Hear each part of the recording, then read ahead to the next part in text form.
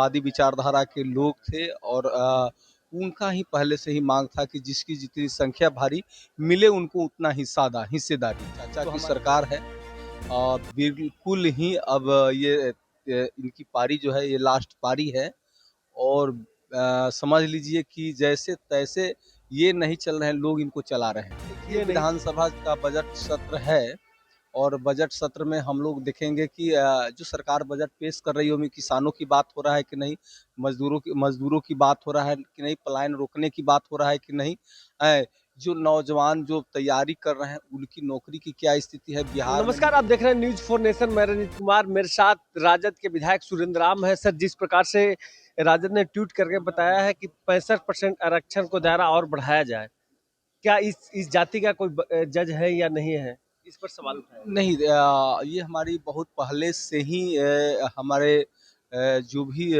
हमारे समाजवादी विचारधारा के लोग थे और उनका ही पहले से ही मांग था कि जिसकी जितनी संख्या भारी मिले उनको उतना हिस्सेदारी।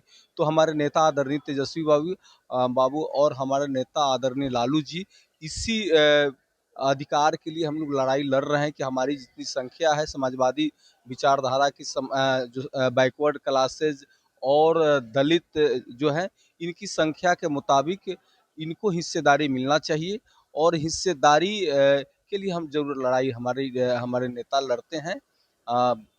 तो उस सही ही बोले हैं हमारे नेता। यूसी जी के लेकर जो कानून को सुप्रीम कोर्ट ने रोक लगाई है, क्या कहेंगे, क्या पार्टी आपका स्टैंड कर रही है?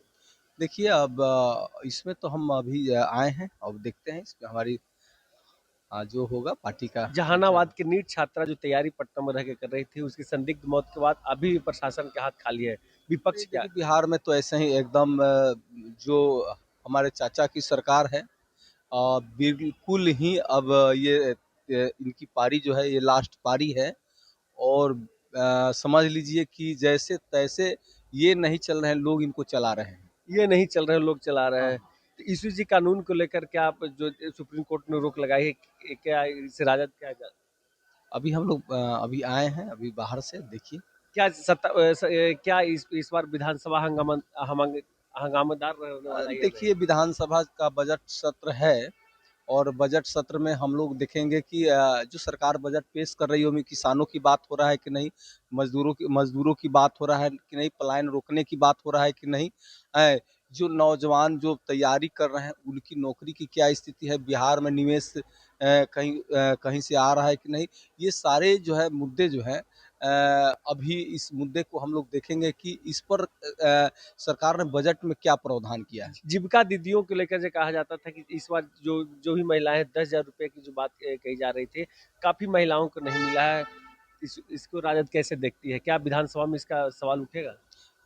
ये देखिए, बिल्कुल मांग जो है हमारी जो जीविका दीदियों की है मांग कि किसी को मिला किसी को नहीं मिला, ये तो अफरा तफरी में चुनाव को प्रभावित करने के लिए एक तरह से नीतीश जी की ये मुद्दा था और वो इसमें किसी को दिए किसी को नहीं दिए, नए लोगों को दिए, कुछ लोगों को जो पुराने लोग थे उनको नहीं दिए। हम लोग तो ये विपक्ष में है, जीविका दीदियों को अस्थायी करना चाहिए, उनको वेतनमान कर देना चाहिए। सर, मेरा एक लास्ट राजद इंटैक्ट है कि जो लगातार कहा जाता है टूटने की खबर है? राजद टूटने वाला है। लालू जी तेजस्वी जी की पार्टी है। हम लोग मजबूती के साथ, जो संख्या है हम लोग उस संख्या के साथ जनता की मांग हमारे नेता करते रहेंगे और हम लोग एकजुट रहेंगे। ये लालू जी की पार्टी है, तेजस्वी जी की पार्टी है, टूटने वाली नहीं है। बहुत बहुत शुक्रिया। साफ तौर से उन्होंने कहा कि लालू जी की पार्टी है, तेजस्वी यादव की पार्टी है, ये टूटने वाली नहीं है। आप देख रहे थे न्यूज फॉर नेशन, तब तक के नमस्कार।